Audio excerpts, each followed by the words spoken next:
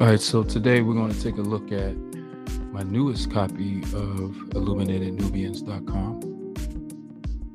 I titled it simply The Lord versus God and the Domestication of Man, specifically, biblically Adam. Now, this is an African-American Bible study guide. And the question I posed is, who else will show you your Black history and your African history that has been hidden in the scriptures? Well, I'm going to show you what has been revealed to me. All right. And this is evidence, not only in the scriptures, but also that you can actually go see. And I begin the book with, the description of the four horsemen in the Revelation 6, to distinguish that, according to the prophecies, that, the white horse, right? And he who sat on it had a bow. The crown was given to him, and he went out to conquering. This is what actually transpired, right? And then the second seal, another horse. This one is fiery red. He went out and was granted, and to the one who was sat on it, to take peace from the earth. People should slain one another, and there was given to him a great sword. Well, we see this. The great dragon, right?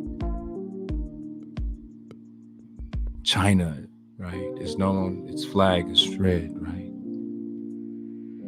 and it has a mighty force on the planet Earth. And he opened the third seal, and I heard the third living creature saying, "Come and see." So I looked, and behold, a black horse, and he who sat on it had a pair of scales in his hands. So you see there's a difference here. And I heard a voice in the midst of the four living creatures, in the midst of the four creatures, saying, "A quart of wheat for a dinar, and 3 quarts of barley for a denarius. And do not harm the oil and the wine." See, the scales has many different meanings. Of course, balance, equality, justice, and order. But it's also a tool of measurement, right? A measure of one's, quality, measure of quantity. And there's a lot we can go on there. Value, a quart of wheat for a denarius, and 3 quarts of barley for a denarius. So the wheat is obviously worth 3 times more than the barley. And these were weighed, right? 3 quarts, a quart, measured. And do not harm the oil and the wine. So there's some rule or agreement in the midst of all this trade. He who opened the fourth seal, I heard a voice of the fourth living creature saying, "Come and see." So I looked, and behold, the pale horse, and the name of him who sat on it was Death, and Hades followed with him. And power was given to them over a fourth of the earth, to kill with sword, with hunger, with death, and the beast of the earth. So you see here in Revelation 6, each horseman was granted a specific purpose, each of them armed and dangerous, except for the black horseman. The black horseman came with scales, representing a period of peace, equality, justice, balance, order, fair trade in the midst of the kings of war.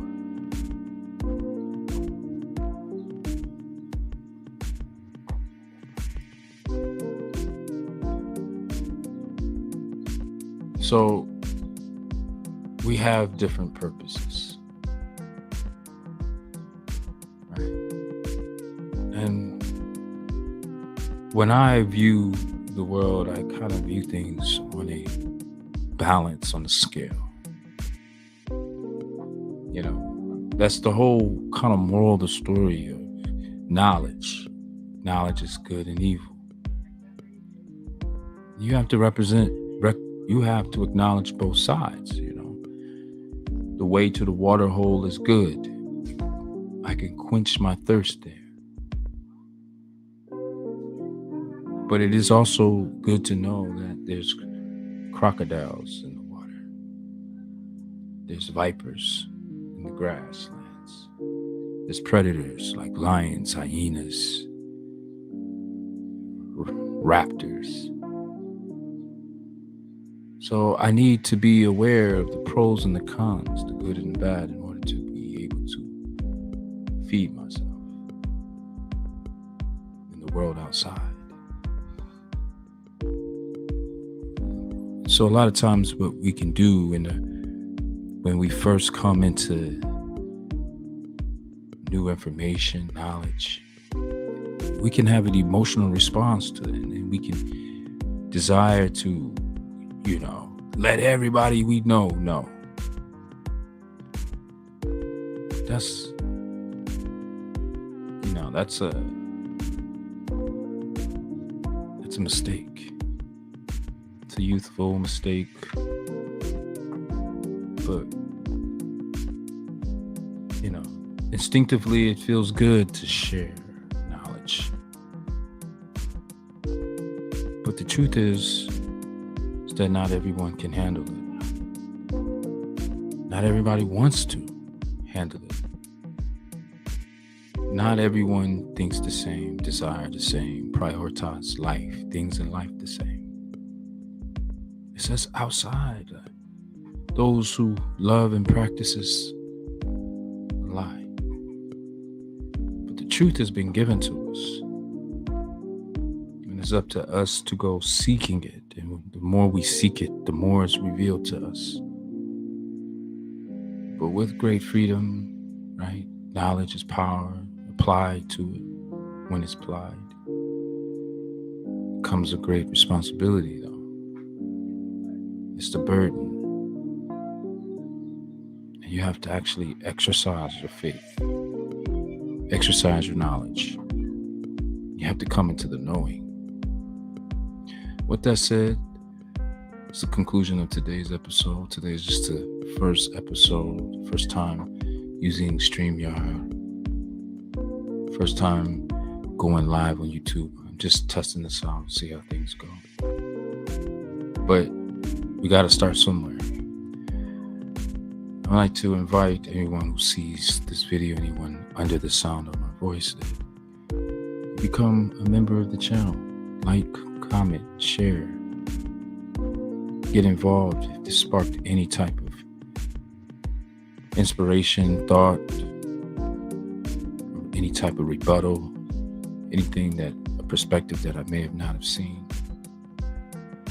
This is to start the conversations, to start a conversation, a discussion, to spark a conversation.